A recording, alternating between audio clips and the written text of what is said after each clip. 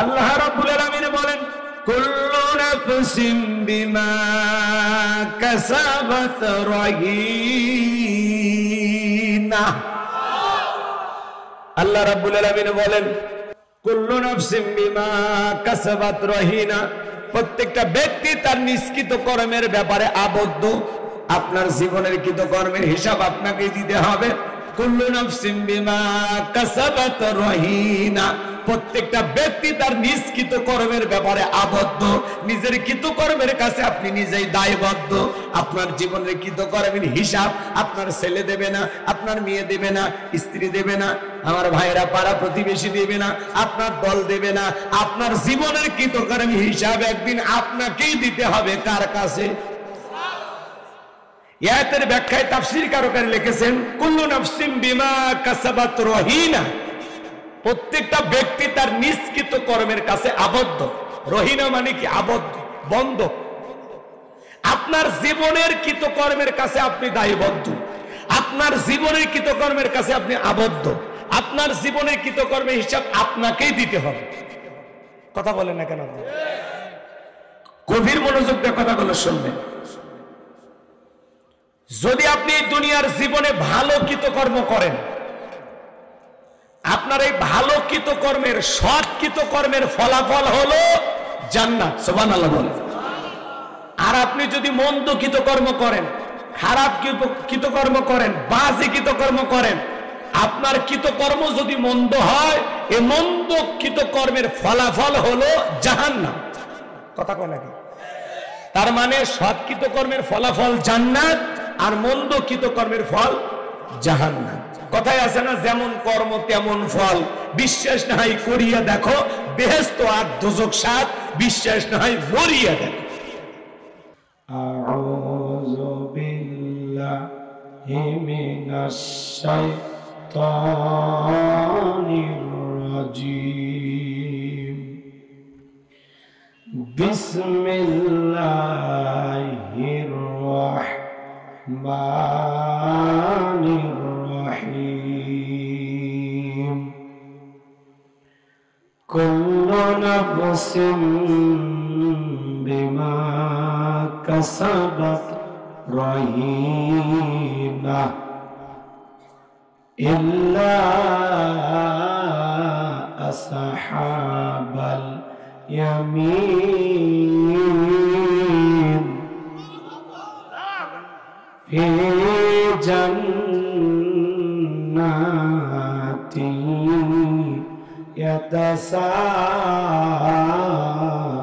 ইয়াতাসাআলুন আনিল মুজরিমিন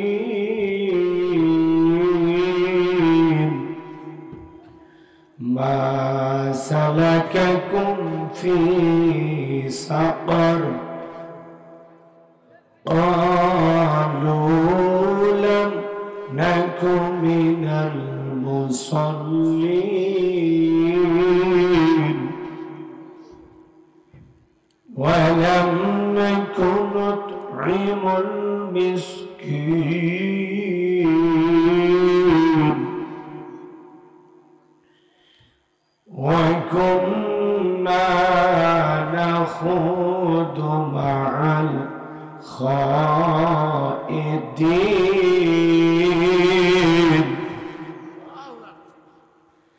وكنا نكذب بيوم الدين صدقت يا رب العالمين.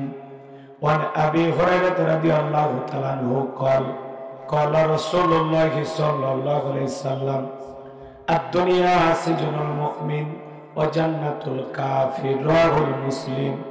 وقال تعالى في شأن حبيبي إن الله وملائكته يصلون على النبي يا أيها الذين آمنوا صلوا عليه وسلموا تسليما. সকলে দরুদ ইব্রাহিম পড়ুন।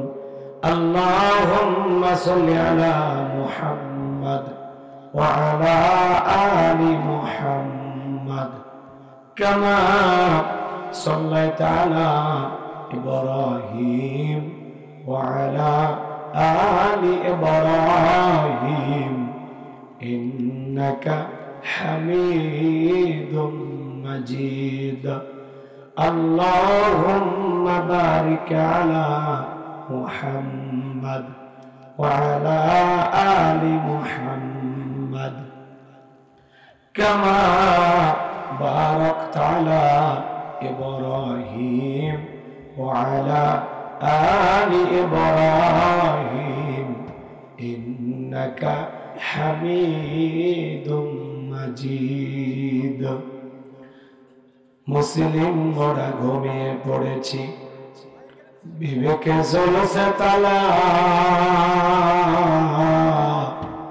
রক্ত মদের হয়েছে শিথিল, পাপে অন্তর কালা, আসতে পথে আধার নেমে, তাই বলে কি রইবে থেমে, বারে বারে জ্বলবে বাতি, হয়তো বাতি জ্বলবে না,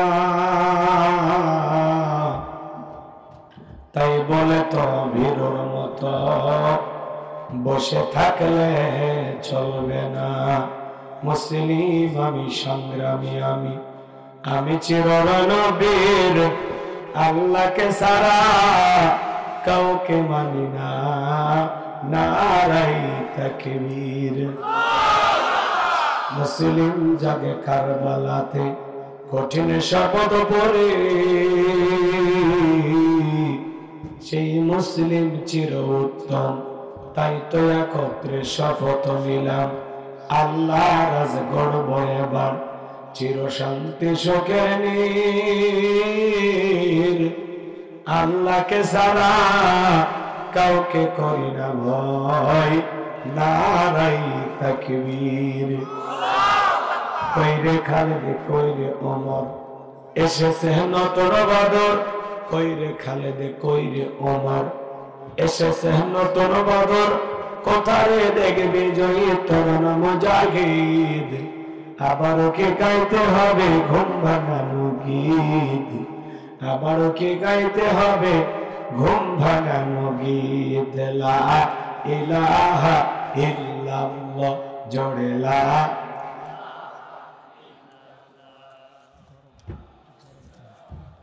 ইল্লাল্লাহ, জোরে লা ইলাহা ইল্লাল্লাহ, জোরে লা। ফুলের বুকে থাকলে মধু, ভ্রমর যেমন আসি, কোরআনের জ্ঞান থাকলে বুকে সবাই ভালোবাসে। লা ইলাহা ইল্লাল্লাহ, জোরে লা। সূরার নাম মুদ্দাসির, বলেন কি নাম? মুদ্দাসির। মুদ্দাসির মানে কি জানেন? পোশাক পরিহিত। সুবহানাল্লাহ বলেন। মোট আয়াত আছে 56টি, রুকু আছে 2টি। বিশ্বনবীর মক্কার জিন্দেগিতে এই সূরাটি নাজিল হয়েছে। কোরআনুল কারীমের 74 নম্বর সূরা। সূরা নাম্বার কত? 74। আমি আপনাদের সামনে 38 থেকে 46 নম্বর পর্যন্ত বেশ কয়েকটি আয়াতে কারিমা আপনাদের সামনে তেলাওয়াত করেছি। আল্লাহ যেন তার এই ক্ষুদ্র গোলামকে আপনাদের সামনে কিছু কথা উপস্থাপন করার তৌফিক দান করেন। সকলে বলুন আমিন। আরেকটু জোরে বলেন আমিন। আমার কোনো জ্ঞান নাই, জ্ঞান দেওয়ার মালিক কে? ক্বালু সুবহানাকা লা ইলমা লানা ইল্লা মা আল্লামতানা ইন্নাকা আনতাল আলিমুল হাকীম। বলুন সুবহানাল্লাহ। একটু জবান ছেড়ে সবাই মহব্বতে, কোনো ভূমিকা দেব না, অনেক বেলা হয়ে গেছে। জবান ছেড়ে সবাই একটু মহব্বতে পড়ুন। 4:15 পর্যন্ত থাকবেন তো ইনশাআল্লাহ? থাকবেন তো ইনশাআল্লাহ? ওরা বসা করবেন না, পরিবেশ নষ্ট। এই যে মাঝখানে ফাঁকা হয়ে গেছে, ওই জায়গাটা একটু পূরণ করে বসেন ভাই। এই যুবক, এই কলিজারা বসো, বসো শোনা, বসো, একটু পরিবেশটা ভালো করে। ওই যে মাঝখানে এই জায়গায় বসেন, রোদ আসছে। হ্যাঁ, রোদের ভয়ে, এই রোদ দেখে আপনারা ভয় করতেছেন। ঠিক আছে, বস। জবান ছেড়ে সবাই একটু মহব্বতে পড়ুন। আউযু বিল্লাহি মিনাশ শাইতানির রাজিম। বিসমিল্লাহির রহমানির রহিম। বিতাড়িত মুর্দার শয়তানের কাছ থেকে আল্লাহ পাকের কাছে আশ্রয় প্রার্থনা চাচ্ছি। পরম করুণাময় সিন্ধালু আল্লাহ তাআলার নামে শুরু করছি। কুল্লু নাফসিন বিমা কাসাবাত রহিনা। একটু জোরে বলেন আল্লাহু আকবার। আল্লাহ রাব্বুল আলামিন বলেন কুল্লু নাফসিন বিমা কাসাবাত রহিনা। আল্লাহ রাব্বুল আলামিন বলেন কুল্লু নাফসিন বিমা কাসাবাত রহিনা। প্রত্যেকটা ব্যক্তি তার নিষ্কৃত কর্মের ব্যাপারে আবদ্ধ। আপনার জীবনের কৃত কর্মের হিসাব আপনাকে দিতে হবে। কুল্লু নাফসিন বিমা কাসাবাত রহিনা। প্রত্যেকটা ব্যক্তি তার নিষ্কৃত কর্মের ব্যাপারে আবদ্ধ। নিজের কৃত কর্মের কাছে আপনি নিজেই দায়বদ্ধ। আপনার জীবনের কৃত কর্মের হিসাব আপনার ছেলে দেবে না, আপনার মেয়ে দেবে না, স্ত্রী দেবে না, আমার ভাইরা পাড়া প্রতিবেশী দেবে না, আপনার দল দেবে না। আপনার জীবনের কৃত কর্মের হিসাব একদিন আপনাকেই দিতে হবে। কার কাছে? আয়াতের ব্যাখ্যায় তাফসীরকারকেরা লিখেছেন কুল্লু নাফসিন বিমা কাসাবাত রহিনা। প্রত্যেকটা ব্যক্তি তার নিষ্কৃত কর্মের কাছে আবদ্ধ। রহিনা মানে কি? আবদ্ধ, বন্ধ। আপনার জীবনের কৃত কর্মের কাছে আপনি দায়বদ্ধ। আপনার জীবনের কৃত কর্মের কাছে আপনি আবদ্ধ। আপনার জীবনের কৃত কর্মের হিসাব আপনাকেই দিতে হবে। কথা বলেন না কেন? গভীর মনোযোগ দিয়ে কথাগুলো শুনবেন। যদি আপনি দুনিয়ার জীবনে ভালো কৃতকর্ম করেন, আপনার এই ভালো কৃতকর্মের, সৎ কৃতকর্মের ফলাফল হলো জান্নাত। সুবহানাল্লাহ বলেন। আর আপনি যদি মন্দ কৃতকর্ম করেন, খারাপ কৃতকর্ম করেন, বাজে কৃতকর্ম করেন, আপনার কৃতকর্ম যদি মন্দ হয়, এই মন্দ কৃতকর্মের ফলাফল হলো জাহান্নাম। কথা কয় নাকি? তার মানে সৎ কৃতকর্মের ফলাফল জান্নাত, আর মন্দ কৃতকর্মের ফল জাহান্নাম। কথায় আছে না, যেমন কর্ম তেমন ফল। বিশ্বাস না হয় করিয়া দেখো, বেহেশত আর দোজখ সাত। বিশ্বাস না হয় মরিয়া দেখো। ভালো করে বুঝবেন। যে আমার ভাই একটু করছে, হুজুর একটু নতুন ওয়াজ করবেন। আপনাদের এলাকায় ওয়াজ করছি বলে আমার মনে হয়, একটু শোনেন। আমার ভাইয়েরা গভীর মনোযোগ দিয়ে কথাগুলো শ্রবণ করার চেষ্টা করবেন। আল্লাহ রাব্বুল আলামিন বলেন কুল্লু নাফসিন বিমা কাসাবাত রহিনা। প্রত্যেকটা ব্যক্তি তার নিষ্কৃত কর্মের ব্যাপারে আবদ্ধ। আপনার জীবনের কৃত কর্মের আপনার হিসাব দিতে হবে। আপনার জীবনের কৃত কর্মের হিসাব আপনাকে দিতে হবে। আপনার জীবনের কৃত কর্মের হিসাব আপনার ছেলে দেবে না, স্ত্রী দেবে না, সন্তান দেবে না, দুনিয়ার কোনো মানুষ দেবে না। জীবন যার, কৃত কর্মের হিসাব তাকেই দিতে হবে। কথা বলেন ঠিক কিনা? আমার ভাইয়ের একটু উদাহরণ দিয়ে কথা বললে বুঝতে পারবেন ভালো। এই যে ক্যামেরা দিয়ে আজকে আমার আলোচনা রেকর্ড করা হচ্ছে, 6 মাস পরে, 1 বছর পরে ক্যামেরার মেমোরি যদি থাকে, বাজান গো আমার এই আলোচনাটা 6 মাস 1 বছর পরে দেখাও সম্ভব কিনা? তা আপনি আমি দুনিয়ার জীবনে যা করতেছি, মানুষের মাথায় যদি আপনার আমার কথাগুলো রেকর্ড করার মতো জ্ঞান থাকে, তাহলে এই জমিনে যে আল্লাহ তাআলা বান্দা পাঠিয়েছেন, আপনাকে আমাকে পাঠিয়েছেন, সে আল্লাহ কি বান্দার কি তো কর্ম রেকর্ড করছে না? জোরে বলেন করে কিনা? আল্লাহ রাব্বুল আলামিন বলেন মা ইয়ালফিজু মিন কাউলিন ইল্লা লাদাইহি রাকিবুন আতীদ। বান্দা এমন কোন কথা বলে না, এমন কোন কর্মকাণ্ড করে না যা রেকর্ড করার জন্য আমার ফেরেশতারা নাই। আপনার আমার জীবনের প্রত্যেকটা কি তো কর্ম রেকর্ড করা হচ্ছে।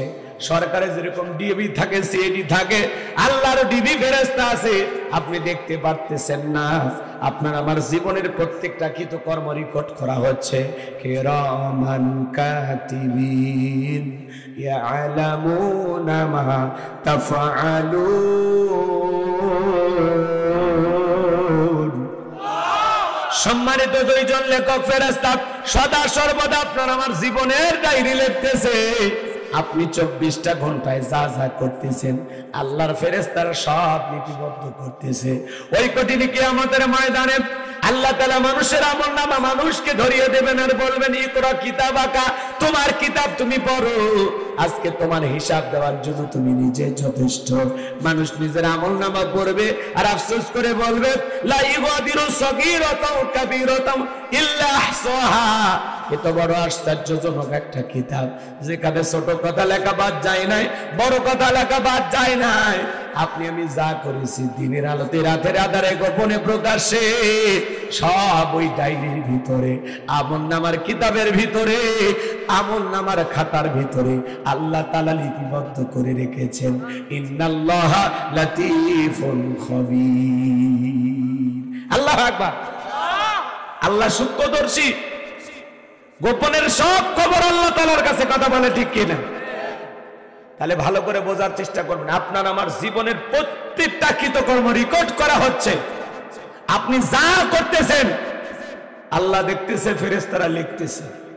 আপনার আমলনামার বিশাল একটা কিতাব প্রস্তুত হচ্ছে, কি কি করছে। এই মুহূর্তে যারা ওয়াজ শুনতেছেন এটাও রেকর্ড হচ্ছে। এই মুহূর্তে যারা সৈয়দপুর নীলফামারীতে সিনেমা হলে সিনেমা দেখতেছে ওইটাও রেকর্ড হচ্ছে। কথা বলে না? এই মুহূর্তে যারা হোটেলে বসে আছে ওটাও রেকর্ড হচ্ছে। যে যা করতেছে, এই মুহূর্তে যারা মেলায় ঘুরতেছে ওইটাও রেকর্ড হচ্ছে। কথা বলেন না কেন আপনারা?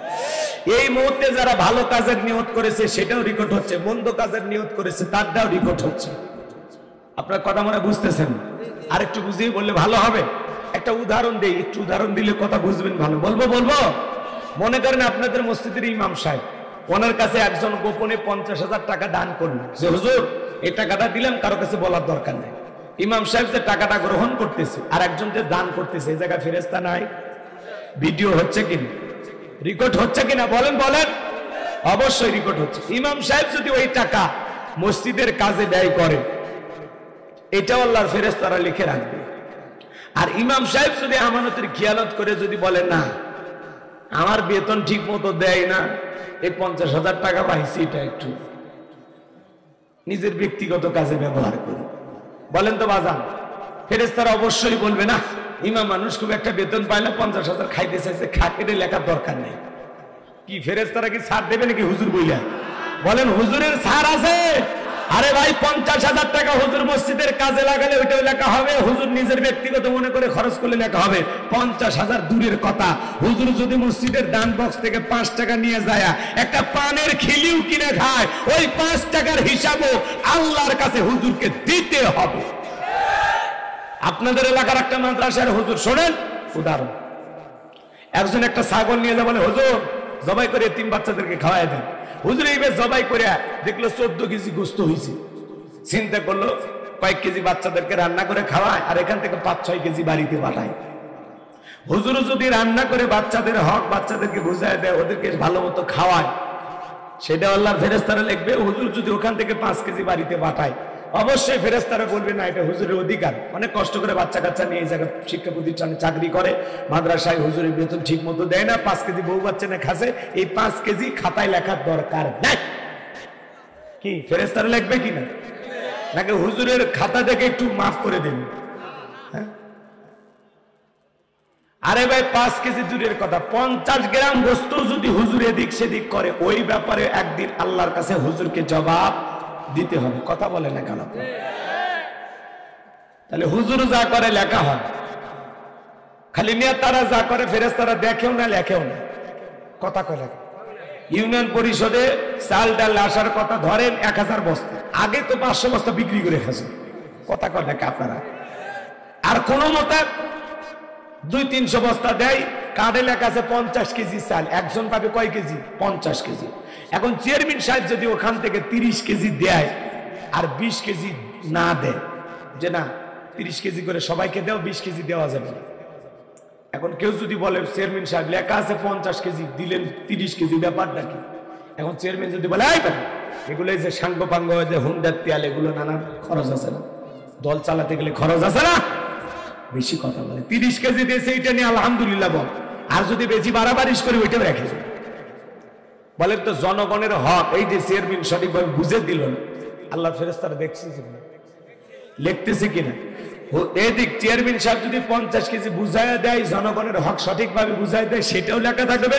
আবার চেয়ারম্যান যদি জনগণের হক নিয়ে 6-9 করে, আল্লাহর কাছে সেই ব্যাপারে হিসাব দেওয়া লাগবে। এই জন্য অনেক নেতা ঢেউটিন সহ, হ্যাঁ, বিভিন্ন আসবাবপত্র সহ একেবারে গলার ভিতরে ঝোলায় দিবেন, কিয়ামতের ময়দানে দেখে বুঝতে পারবে এই সেই চেয়ারম্যান সব মাইরে গেছে, দুর্নীতি করছে। কথা কর নাকি আপনারা? চেয়ারম্যান, মেম্বার, এমপি, মন্ত্রী, সে যাই হোক, যারা দুর্নীতি করেছে ওদের হিসাব আল্লাহর দরবারে দিতে হবে। বাংলাদেশে কিন্তু কেউ দুর্নীতি করে না। বাংলাদেশের এমপি মন্ত্রী সব আল্লাহর ওলি। কথা পায় না, ওনারা এখন হিজরত করে বিভিন্ন দেশে গেছে। রাগ করতেছেন আপনারা? হাজার হাজার কোটি টাকার গাড়ি পড়ে আছে গ্যারেজে, হাজার হাজার কোটি টাকা দুর্নীতি করে বিদেশে পাচার করেছে। কথা বলেন এখানে 11 লক্ষ কোটি টাকা দুর্নীতি করে বিদেশে পাচার করেছে। হাজার হাজার বিঘা জমি জোর করে মানুষের বুকে পিস্তল ঠেকাইয়া গরিব দুঃখী মানুষকে পেটে লাথি মেরে বিদায় করে দিয়া জায়গা জমি জোর করে দখল করেছিল। আজকে কই গেল চাঁদাবাজ, দুর্নীতিবাজ সে সমস্ত নেতারা? জাতির সামনে মুখ উন্মোচন হয়ে গেছে। মনে রাখবেন, ভালো মানুষেরা পালায় না। পালায় কারা? চোর, ডাকাত, খুনি, সন্ত্রাসী। বড় বড় কথা বলতো বই আছে, এমপি মন্ত্রী আছে, মন্ত্রীরা সব কোথায় গেল, এমপিরা সব কোথায় গেল, কোথায় কাদের কাকা? ওদের সারা দেশটা এখন লাগে ফাঁকা ফাঁকা। পালাবো পালাবো না, পালাবো না, যাই না তাদের দেখা, দেশটা এখন তাদের সারা লাগে ফাঁকা ফাঁকা। আইন মন্ত্রী আটকে গেল আইনেরই ফাঁকে, দাড়ি সারা দরবেশটারে ভণ্ড ভণ্ড লাগে। শুনেছি ভাই কত নেতা নেত্রী খাইতেছে ভাই ডান্ডা, বিচারপতি কালা মালিকের ফাটিয়েছে নাকি আন্ডা। এটা আমার খবর না, মিডিয়ার খবর। এই বিচারপতি শামসুদ্দিন মানিক আল্লামা সাইদি হুজুরকে মৃত্যুদণ্ডের রায় দিয়েছিল। এই বিচারপতি শামসুদ্দিন মানিক টকশোতে বসে আমার বোনকে রাজাকারের বাচ্চা বলেছিল, ছাত্র আন্দোলনের সমস্ত ছাত্রদেরকে রাজাকারের বাচ্চা বলেছিল। এই বিচারপতি মানিক বিগত সরকারের পা চাটা গোলাম ছিল। এ যদি সত্যি বিচারকের জায়গা থেকে সঠিক বিচার করত, বিচারককে আজকে দুনিয়ার বিচারের কাঠগড়ায় দাঁড়ানো লাগতো না। এই বিচারপতি মানিক 116 জন আলেমের তালিকা করে দুদকের কাছে জমা দিয়েছিল। আমার রোল নাম্বার ছিল 23, সিরিয়ালে আমার নাম্বার কত? সারা দেশের 116 জন আলেমের তালিকা করেছিল, তার মধ্যে আমিও ছিলাম। চিন্তা করেন, যারা আলেমদের তালিকা করেছিল আজকে বিনা তালিকায় কলার পাতায় শুয়ে থাকে। পুলিশ যা বলতেছে, এখন ছাগল এসে কলার পাতা খাইতে এসে কোনটা খায় গ্যারান্টি নাই। অতএব আপনি চলেন, ভালো জায়গায় রাখার ব্যবস্থা করতেছি। কথা কান ঠিক কিনা? এই সমস্ত দুর্নীতিবাজ বিচারকের নামের সে সমস্ত কালপিত্যের বিচার হওয়ার দরকার আছে না? পলকের ঝলক গেল, পলকের ঝলক গেল, থামিয়ে নেটের চাকা, ওদের সারা দেশটা এখন লাগে ফাঁকা ফাঁকা। কোথায় গেল সংসদেতে মমতাজের গান, কোথায় গেল হযরত বলা স্বামী মুসলমান? 70 রাকাত তাহাজ্জুদ পড়তো, বিরাট বলো আল্লাহর ওলি নিজেদিকে দাবি করতো। 41 সাল পর্যন্ত টিকে থাকার স্বপ্ন দেখেছিল, কিন্তু 24 সালের 5 আগস্টে ভাগ্যে কি আছে আল্লাহর ওলিরা জানতো না। মাইক পালে বলে খেলা হবে, খেলা হবে। আজকে বাংলাদেশের পুরো মাঠ পড়ে আছে, কিন্তু ওই খেলোয়াড়রা নাই। ওবায়দুল কাদের সাহেব কথাই বলতে পারে না, তাও ওই অবস্থায় বলে খেলা হবে। কত বড় বড় কথা বলতো। এই মানুষটা দেখার খুব শখ, কিন্তু আছে কোথায় ঠিকানা পাওয়া যাচ্ছে না। বিনোদনের নেতা ছিল, স্মার্ট বাংলাদেশ বলবে যে মন ভেঙে ফেলে দেয়। মাসুদ তুমি ভালো হয়েছে, আর কত ভাইরাল ডায়লগ আছে। কথা কর ঠিক কিনা? আমার ভাইয়ের আপনারা মনে হয় মন খারাপ করেছেন। এ বাজার গো আমার, তাহলে নেতারা যা দুর্নীতি করেছে প্রত্যেকটা নেতাকে কিয়ামতের ময়দানে আল্লাহর কাছে হিসাব দিতে হবে। জনগণের হক সঠিকভাবে বুঝে দিলে তার উত্তম যাজাও জনগণের কাছে সঠিক হক বুঝে দিলে তার উত্তম যাজা আল্লাহ তাআলার কাছে পাবেন।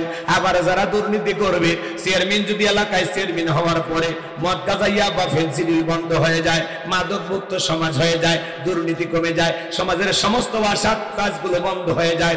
চেয়ারম্যান হওয়াতে যদি এলাকার মানুষ নামাজি হয়, আল্লাহওয়ালা হয়, চেয়ারম্যান যদি সঠিকভাবে দায়িত্ব পালন করে এলাকার মানুষকে সুন্দর একটা পরিবেশ দিতে পারেন, এর উত্তম বিনিময় আল্লাহ তাআলা তাকে দিবেন। আর চেয়ারম্যান হওয়ার পরে এলাকায় যদি দুর্নীতি, ক্যাডার, মাস্তানি, চান্দারবাজি এগুলো যদি বাইরে যায়, সেই ব্যাপারে আল্লাহর কাছে হিসাব দিতে হবে। কথা বলে ঠিক কিনা?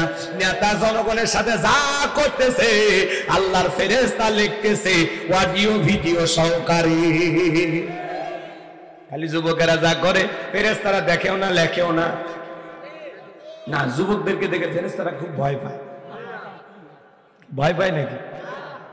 যুবক পার্কে একটা বান্ধবীর হাত ধরে বসে আছে, ওই জায়গায় ফেরেশতা নাই, দেখে না। না, ফেরেশতারা পার্কে যেতে শরম করে।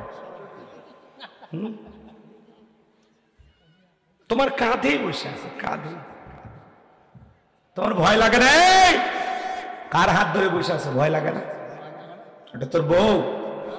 বউ তো কার হাত ধরে বসে আছিস?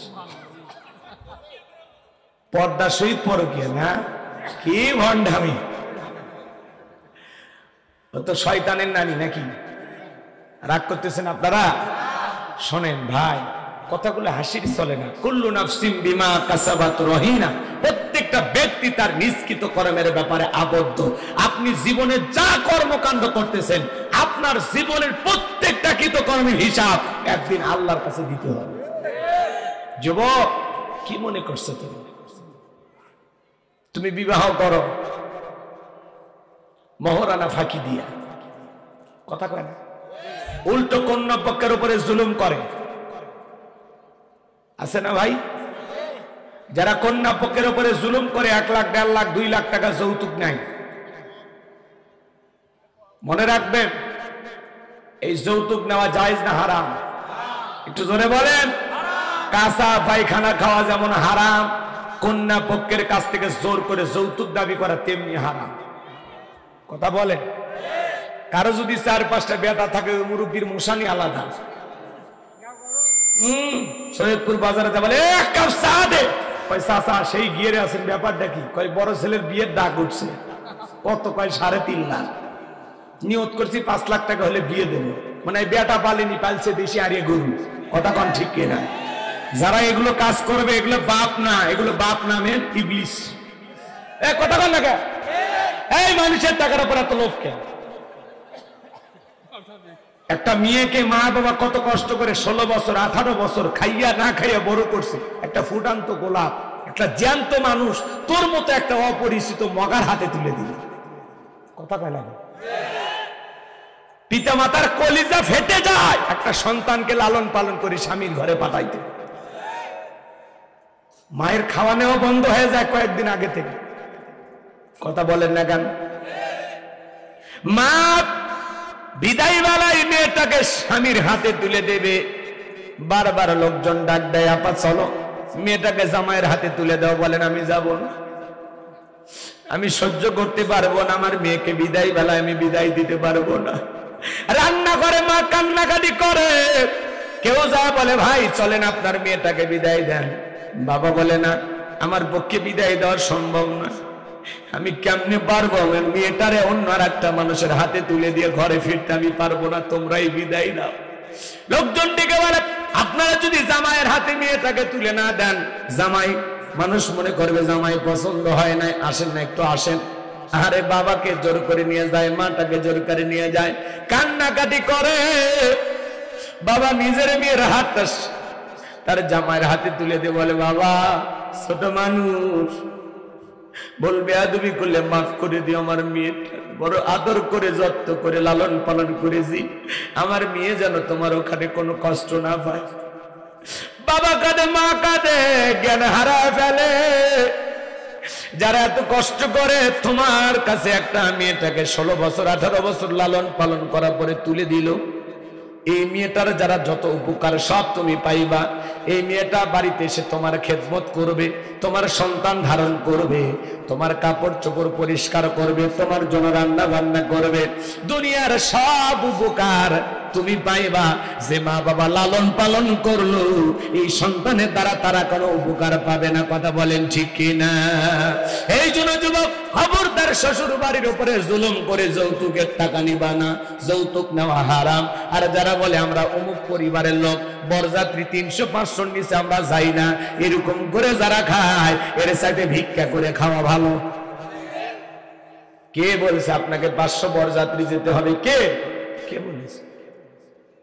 মানুষকে খাওয়ানোর খুব শখ। ছেলের বাড়িতে অনুষ্ঠান করে খাওয়াবেন, মেয়ের বাড়িতে না। কথা কর। মেয়ের পরিবার যদি বলে 10 জন 10 জনই সই, ওখানে 12 জনের কথা বলতে পারবেন না। বেটা জুলুম করে। রাগ করতেছেন না? ঠিক আছে ঠিক আছে, আপনি মাঝে মাঝে বললেন না, ঝামেলা হয়েছে। কষ্ট হচ্ছে নাকি আপনারে? আমার ভাইয়েরা, জুলুম করে খাবেন না। যেই বিয়েতে যত খরচ কম সেই বিয়েতে তত বরকত বেশি। সুবহানাল্লাহ। কম এত রং ঢং করে কি লাভ? লাইটিং মাইটিং, হলুদ, এই নাটক, সিনেমা, কি উৎসব! মনে হয় একটা বিয়ে না, এটা মনে হয় সিনেমা হলে শুটিং চলতেছে। এলে বিয়ের নামে তামাশা বন্ধ করেন। কিসের গান বাজনা, কিসের গীত, কিসের নাচানাচি! ছেলেরা আবার অন্য মহিলারা এসে গোসল করে দেয়। এই তুমি কি প্রতিবন্ধী? পাগল ছেলে কথা। সারা জীবনে একা গোসল করো, বিয়ের দিন আবার অন্য মানুষ কেন করাই দিতে হবে? পাইছো? আর অন্য মেয়ে তোমার গায়ে হাত দেয়, তোমার কিছু হয় না তো? কিছু না হলে বিয়ে করতে যাচ্ছ, ভালো হয়ে যায়। কথা কন, কথা কন। প্রতিবন্ধীর মধ্যে বসে থাকে, অন্য মেয়েরা গীত কয় আর গোসল করে দেয়। তোর গায়ে গোসল করার শক্তি না, বিয়ে করতে যাস কে? তো বিয়ে দেয় কে রে? আর যে শীত পড়ছে, ওই মহিলারা গোসল কি ফ্রি করে দেয়? টাকা নেয়। গোসল করে দেওয়ার শেষে লুঙ্গি আটকে রাখে, আগে টাকা দেয় তারপরে লুঙ্গি নেয়। যে কায়দায় শীত পড়ছে, এই গোসলের পরে 2 ঘন্টা লুঙ্গি দিতে দেরি করে, আর তো বিয়ে করে বাসর ঘরে ঢোকা লাগবে না, হাসপাতালে ভর্তি হওয়া লাগবে। কথা কোন ঠিক কিনা? আর রাগ করতেছেন মনে হয় আপনারা। হে যুবক, তুমি যে বিয়ে করলে মহরানা ফাঁকি দিয়া, উত্তর 12 লাখি দেন, মোহর বাকি রাখলা 99,000, আর নগদ 1000 টাকা নাকির ফুল। ছেলেটার নাম আবুল, বলেছে কবুল, জীবন পুরোটাই ভুল। কথা কোন ঠিক কিনা? 1 লক্ষ টাকার দেন মোহর ধার্য করিয়া স্ত্রীর মহরানা পরিশোধ না করে, মনে রাখবেন প্রত্যেকটা নারী যারা বিবাহ করবা, স্ত্রীর মহরানা পরিশোধ করা স্বামীর জন্য ফরজ। কথা বলেন, স্ত্রীর মহরানা বুঝে দেওয়া লাগবে। প্রত্যেকটা নারীর অধিকার হলো মহরানা পাওয়া। আমার মা বোন যারা বসে আছেন, মা, কোন ছেলে যদি আপনার মহরানা পরিশোধ না করে, সে তেমন স্বামীর সাথে বিবাহ করবেন না। ওই স্বামী আপনার মর্যাদা বুঝবে না। কথা বলেন ঠিক কিনা? যে আপনার দাম বোঝে, মর্যাদা বোঝে, অবশ্যই সে আপনার মহরানা পরিশোধ করে দিয়ে ঘরে তুলবে। কথা কর। মেয়েরা যদি আজ থেকে আমার বাবার কাছে যৌতুক যে ছেলে চাইবে তার সাথে বিয়ে করব না, মেয়েরা যদি এখন থেকে নিয়ত করে আমার মহরানা পরিশোধ না হলে আমি কবুল বলবো না, কি মনে হয়? কি মনে হয়? ছেলেরা এমনি সোজা হয়ে যাবে। কথা বলেন ঠিক কিনা? আর নারী যদি তার দাম বাড়াইতে চায়, অবশ্যই নারীকে পর্দা মেনে চলা লাগবে। একটা ছোট্ট বিয়ের ঘটনা মনে পড়ে গেল, আমি কি বলবো? বলবো। আল্লাহর একজন বিরাট বড় ওলি ছিল, যার নাম হলো মুহাবির যার নাম ছিল আমর বিন আস।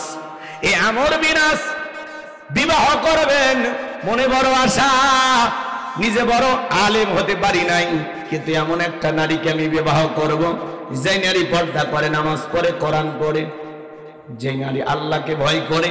এমন একটা নেককার তাকওয়াবান নিয়ে আমার দরকার। আল্লাহর ওলি 2 বছর ধরে পাত্রী খোঁজে পায় না। আল্লাহর ওলি আমর বিন আস একদিন আসরের নামাজ পড়ে বের হইতেছেন, তার বাল্যকালের বন্ধুর সাথে দেখা হয়ে গেল। দোস্ত, তুমি কি বিয়ে করছো? বলে না, করি নাই। আমি এমন একটা মেয়ে চাই যেই মেয়ে নেককার, নামাজি, পর্দা করে, আল্লাহর কোরআন পড়তে পারে এমন একটা মেয়ে আমার দরকার। কারণ আমি ভালো আলেম হতে পারি নাই, তার পেট থেকে যে সন্তান জন্ম নেবে সেটা যেন ভালো আমল আলা হতে পারে, তারে যেন আমি এই জামানার বড় খতিব বানাইতে পারি, জামানার বড় আলেম বানাইতে পারি। কারণ কথায় আছে ক্ষেত ভালো তো ফসল ভালো, মা ভালো তো সন্তান ভালো। আমাকে একটা শিক্ষিত মা দাও, আমি একটা শিক্ষিত জাতি উপহার দেব। আমার ভাইয়েরা, যে কথা বলতে চাইছিলাম হৃদয়ের কান পেতে কথাগুলো শুনে যান।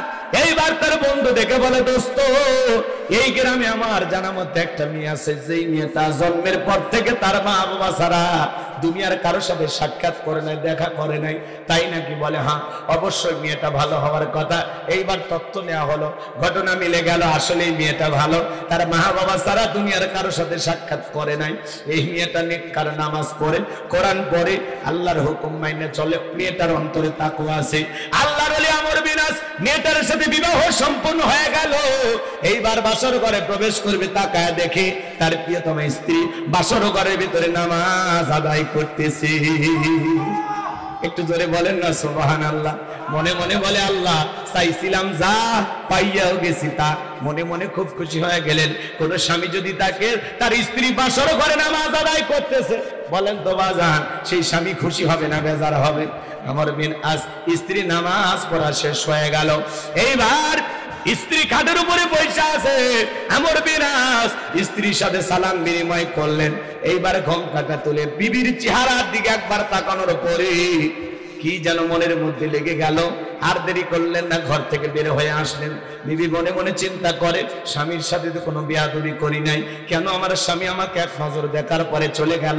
ব্যাপারটা আমি বুঝতে পারলাম না। স্বামীর সন্ধান করতে বাইরে যাবো, যাইতেও পারতেছে না পর্দার কারণে। আস্তে আস্তে করে একটু ঘরের দুয়ারে এসে তাকায় দেখে স্বামী তার বাড়ির বাহিরে বারান্দার উপরে দাঁড়িয়ে আছে। এইবার ডেকে বলে, স্বামী, জীবনে কোনোদিন কোনো পুরুষ আমাকে স্পর্শ করে নাই। আমার বাবা ছাড়া দুনিয়ার দ্বিতীয় কোনো পুরুষকে আমি দেখি নাই, প্রথম আজকে আমি আপনাকে দেখলাম। আমি শুনেছি আপনি বিরাট বড় আল্লাহর ওলি। আজকে যদি আপনি আমার হক না আদায় করেন, কিয়ামতের ময়দানে আমি আল্লাহর দরবারে আপনাকে আসামি বানাবো। আল্লাহর ওলি, মনের মধ্যে আল্লাহর ভয় আছে। এইবার বিবির কথাকে আমল করার জন্য বাসর ঘরের ভিতরে প্রবেশ করলেন, বিবির সাথে ভালোবাসা বিনিময় করলেন। মনের দুঃখ কষ্ট নিয়ে সকালবেলা ঘুম থেকে উঠে স্ত্রীর কাছ থেকে চলে গেলেন। এক নয়, দুই নয়, 25 বছর হয়ে গেল, আর কোনোদিন স্ত্রীর খবর নিল না। 25 বছর পরে তাদের দাম্পত্য জীবনের ঘটনাটা যায় কোথায়? আপনারা কি একটু শুনবেন? কারা কারা দুই হাত তুলে দেখান, লিল্লাহে তাকবীর, লিল্লাহে তাকবীর। হে যুবক, তাহলে তুমি 1 লক্ষ টাকা মওলানা কাবিন কইরা ধার্য করিয়া মাত্র 1000 টাকার নাকের ফুল দিয়া বাসর ঘরে প্রবেশ করলা। স্ত্রী খাটের উপরে বসে আছে, ছেলে সোফার উপরে বসে আছে। বউ ডেকে বলে, কি গো স্বামী, কাছে কি আসবা না? দূরে থাকলে কি ভালোবাসা হবে? ছেলে ডেকে বলে, কাছে যাওয়ার কি উপায় আছে? হুজুর বলেছে মহারানা পরিশোধ না করে স্ত্রীকে স্পর্শ করা যাবে না। কথা কয় না কেন? বিবি বলতেছে, তাহলে মহারানা দিয়ে দাও। বলে, থাকলে কি আর এই জায়গায় বসে থাকি? মহারানা নাই, তাহলে কি? হুজুরকে আর কোনো উপায় বের করে দেয় নাই। হুজুর বলেছে, হ্যাঁ, বউ যদি মাফ করে দেয়, বউ যদি মাফ করে দেয়। বাসর ঘরে প্রথম রাতে যারা বউয়ের কাছে মাফ চায়, এরা হলো পৃথিবীর সেরা ভিক্ষুক। কথা কর না কে? জীবনের প্রথম দিনই মা কিসে? এই যারা বিয়ে করবা, শোনো, এমবি তুলে উল্টা পাল্টা এখানে সেখানে লাইন না মারে, এরে টেরে গিফট টিপ না দিয়া ওই টাকাটা জমায় রাখ। ওই টাকা জমাইলেই মওলানা হয়ে যায়। কথা বলেন। যারা বিয়ে করার আগে দেখবেন নাকে রুমাল দিয়ে যাচ্ছে, বুঝবেন ওর ভিতরে ভেজাল আছে, মওলানা ফাঁকি দেওয়ার জন্য যাচ্ছে। কথা কন ঠিক কিনা? সাদা পাতলা পাঞ্জাবি পরবে, 1 লাখ টাকার একটা বান্ডিল একেবারে বুক পকেটে নিবা। কথা কয় না কে? এই জায়গায় নিবা, প্রত্যেকটা টাকার লেখা যান দেখা যায়। নিয়ে বাপের ব্যাটার মতো হেঁটে দেবে যায়া, যেখানে মুরব্বীরা বসে আছে বিয়ের আনুষ্ঠানিকতা, সেখানে টাকার বান্ডিলটা দিবা, দিয়ে বলবেন, এই যে আমার বিবির হক। কথা কন। ধান মহারানা দিয়ে দিলাম, বিয়ের কাজ চালু করে দেন। এটা হলো পুরুষ। আর উল্টো মেয়ের বাড়ির থেকে এর বাড়িতে নাকি অনুষ্ঠান হবে, মেয়ের বাড়িতে গেছে আগের দিন, বোঝেন বিয়ে আয়োজন করছি, বিয়ে আপনাদের টাকার উপর আশা করি। আমার এক শালির বিয়ে হবে জোড়াতালি দেওয়া, তাও বলতেছে জামাই মেয়ের বিয়ে তো ঠিক হয়েছে, তো টাকা নিতে আসবে ছেলে কালকে, তো তোমাকে একটু থাকা লাগবে। আমি বলছি কি যৌতুকের টাকা দিবেন সেটি আমি থাকবো? আপনি মানুষ পাননি দুনিয়াত খুঁজে? তখন করছে না বা তুমি একটা ভালো মানুষ দিলে আর কি। আমি বলছি ভালো মানুষ আমি যদি 20 মিল্লা 3000 বার পরেও দিই ওটা কি হালাল হবে না? আপনি আমারই খুঁজতেছেন, এগুলোর মধ্যে আমারই ডাইকেন না। আমি গেলে আরো উল্টো বরের 14 গোষ্ঠীর মন খারাপ হয়ে যাবে। অতএব আমি ঝামেলা পাচ্ছি না, আপনারা রাগ করছেন, আপনারা মন খারাপ করছে। বিয়ের আগের দিনে মেয়ের বাড়িতে যায় ছেলে টাকা আনতে, কথা কম আপনাদের এলাকায় হয় না এরকম? আমাকে এক জায়গায় বললে হুজুর আপনার মাহফিলে যুবক বেশি, বিয়ে নিয়ে ওয়াজ করেন। যেই বিয়ে নিয়ে ওয়াজ করতে করতে যৌতুকে গেছি, একজন খপ করে হাত ধরে বলে হুজুর আর যাই না। কে? সভাপতি কয়েকদিন আগে ছেলে বিয়ে দিয়ে 5 লাখ নিয়েছে। ওয়াজ করবেন কোন জায়গায়? ঝামেলা চতুর্দিকে, কথা কোন ঠিক কিনা? শোনেন, স্ত্রীর মহারানা পরিশোধ করে দেবেন 1 লাখ টাকা, কোনো মতে 50,000 দেন, দিয়ে মাফ চান, অর্ধেক দিয়ে মাফ চান, কথা কন না কেন?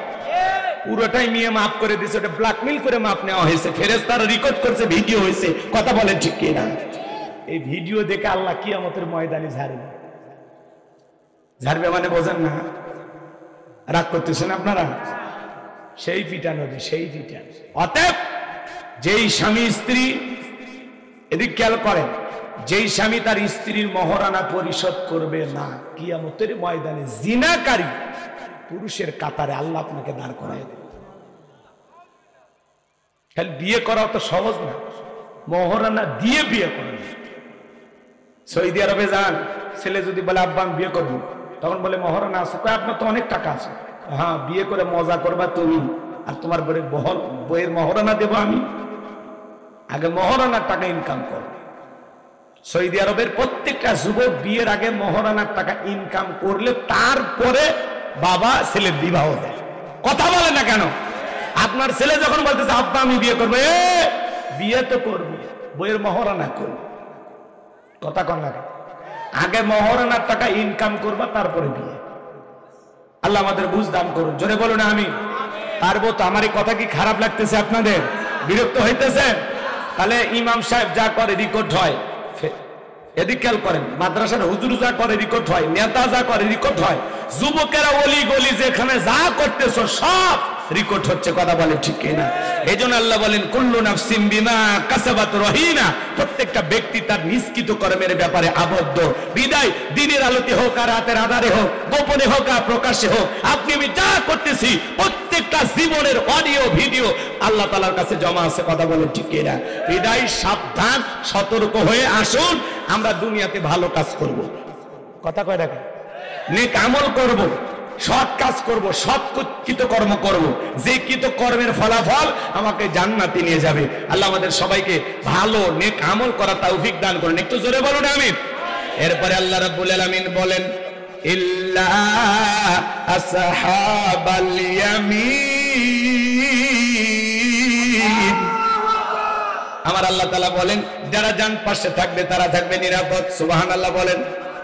আল্লাহ তাআলা সূরা ওয়াকিয়ার ভিতরে বলেন ওয়া কুনতুম আজওয়াজান সালাসা ওয়া আসহাবুল মাইমানাতি মা আসহাবুল মাইমানা ওয়া আসহাবুল মাশআমাতি মা আসহাবুল মাশআমা ওয়াস সাবিকুনাস সাবিকুন উলাইকাল মুকাররাবুন।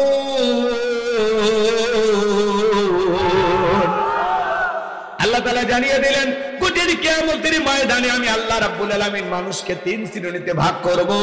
এর মধ্যে যারা ডান পাশে থাকবে তারা নিরাপদ, ডানপন্থী যারা জান্নাতি হবে তারা। সুবহানাল্লাহ বলেন।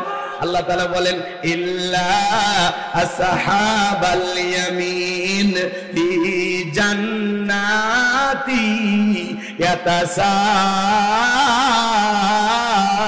ইয়াতাসাআলুন। আমার আল্লাহ বলেন ডানপন্থী যারা, ডান পাশে থাকবে যারা, তারা জান্নাতে প্রবেশ করবে। ফি জান্নাতি ইয়াতাসালুন, যারা জান্নাতের বাগানে প্রবেশ করবে। জান্নাতের ভিতরে প্রবেশ করার পরে জান্নাতীরা পরস্পরে গল্পে লিপ্ত হয়ে যাবে। একজন জান্নাতি আর একজন জান্নাতীর সাথে পরস্পরে গল্প করবে। বলুন সুবহানাল্লাহ। মনে করেন আজকের মাহফিলের জন্য দোয়া করলাম, আল্লাহ আজকের মসজিদের সভাপতি জনাব আব্দুল হামিদ, আল্লাহ তোমার গোলামকে তুমি যেই জান্নাত দিবা ওই একই জান্নাতে আমারও কবুল করে নিও। আল্লাহ যদি দোয়া কবুল করে দয়া করে আমাদেরকে জান্নাত দেয়, সবার জন্য দোয়া করলাম, আল্লাহ আজকের মাহফিলে যত মানুষ আছে আল্লাহ আমাদের সবাইকে তুমি একই জান্নাতে কবুল করে নিও। জোরে বলেন আমিন।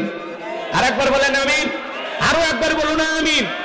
আল্লাহ যদি দয়া করে আমাদের সবাইকে একই জান্নাতে দান করেন, একই জান্নাতে থাকার তৌফিক দান করেন, তাহলে ভালো করে বুঝবেন একে অপরের সাথে চেনা জানা হয়ে যায়, পরিচয়। এই যে দুনিয়াতে আমাকে দেখলেন, আমি আপনাদেরকে দেখলাম, চেনা হয়ে যায়। তখন বলবে ও হুজুর এতে গাইবান্ধা থেকে আমার মসজিদে ওয়াজ করতে গেছেন, আমি তো আব্দুল হামিদ, চিনতে পারতেছেন? জি জি জি জি জি, আসেন আসেন আসেন। আজকে জান্নাতে দেখা হয়ে গেল, হুজুর একে অপরের সাথে আলিঙ্গন করবে, কোলাকুলি করবে, করার পরে জান্নাতের ভিআইপি বাগানে চেয়ার সাজানো আছে। সুবহানাল্লাহ কোন? ওই চেয়ারে বৈশা সভাপতি আর প্রধান বক্তা দুইজন মিলে গল্প করবে। সুবহানাল্লাহ বলবেন না? অনেকে ভাবতেছেন হুজুর হ্যাঁ দোয়া করলে জান্নাত অতই সহজ। তাহলে ছোট্ট একটা ঘটনা সবারই জানা আছে, আমি ঘটনা বলবো না। আল্লাহ নবী মুসা আলাইহিস সালাম আল্লাহকে ডেকে বলেন, আল্লাহ আমার কি জান্নাত দেবেন? আল্লাহ বলে কেন দেব না, নবী মানুষ অবশ্যই আমি আল্লাহ জান্নাত দেব। পৃথিবীর সকল নবীরা জান্নাতি। সুবহানাল্লাহ বলে। আল্লাহর পয়গম্বর ডেকে বলে, আল্লাহ জান্নাত আমারে দেবেন বুঝতে পারলাম মালিক, জান্নাতে আমার প্রতিবেশী কে হবে আমার জানতে বড় মনে চায়। দুনিয়ার জমিনে যদি প্রতিবেশী ভালো হয় বসবাস করে শান্তি পাওয়া যায়, প্রতিবেশী যদি খারাপ হয় এলাকায় থাকা যায় না, প্রতিবেশী খারাপ হলে মনে হয় জীবনটা জাহান্নাম। কথা বলে। এই যে আমাদের প্রতিবেশী হলো ভারত, কথা বলে, প্রতিবেশী হলো ভারত। প্রতিবেশী যদি ভালো হয় বসবাস করে শান্তি পাওয়া যায়। ভারত যদি আমাদের বন্ধুত্ব গ্রহণ করে, বন্ধুত্ব দিলে বন্ধুত্ব পাবে। কথা বলেন ঠিক কিনা? ভারত যদি আমাদেরকে বন্ধু ভাবে আমরাও বন্ধু ভাববো। কিন্তু কেউ যদি আমাদের প্রভু হতে চায়, মনিব হতে চায়, ভারত যদি বাংলাদেশের সাথে দাদাগিরি দেখাইতে চায়, এটা আমরা কখনো মেনে নেব না। বন্ধুত্ব মানতে রাজি কিন্তু প্রভুত্ব মানতে রাজি নাই। কথা বলেন না কেন আপনারা? বন্ধুত্ব আমরা করতে রাজি আছি কিন্তু দাদাগিরি কারো মাইনে নেব না। ওটা আপনার নিজের দেশে করেন, এই দেশে চলবে না। আমরা নিজেরাই দাদা। কথা কন?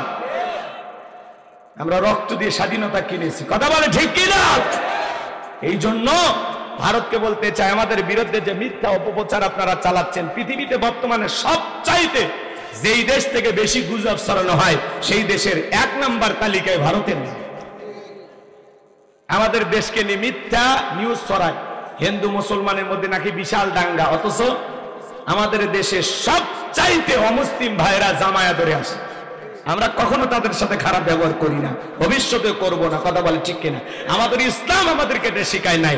লা ইকরাহা ফিদ্দিন, ধর্ম নিয়ে কোনো জবরদস্তি নাই, কোনো বাড়াবাড়ি নাই, যার ধর্ম তার কাছে। কথা বলে ঠিক কিনা?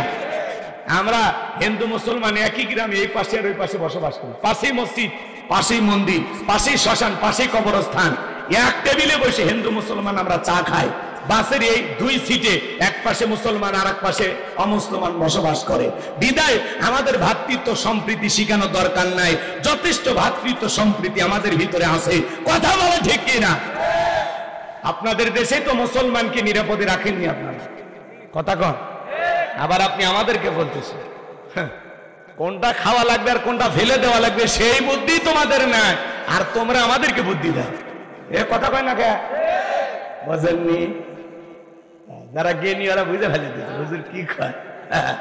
কোনটা খাওয়া লাগবে আর কোনটা ফেলে দেওয়া লাগবে সেই বুদ্ধি এখনো শিখিনি। সারাদিন কালে পড়ে আছে ওরা। রাগ করতেছেন মনে হয় আপনারা? সম্মানিত ভাইয়েরা আমার, তাহলে বলে বন্ধুত্ব মেনে নেওয়া যায়, প্রতিবেশী চেঞ্জ করা যায় না। প্রতিবেশী চেঞ্জ করা যায়, পাল্টানো যায়। যেহেতু ভারত আমাদের প্রতিবেশী, সে যদি বন্ধু হতে চায় আমরা বন্ধুত্ব গ্রহণ করতে রাজি। কথাকে বোঝা গেল?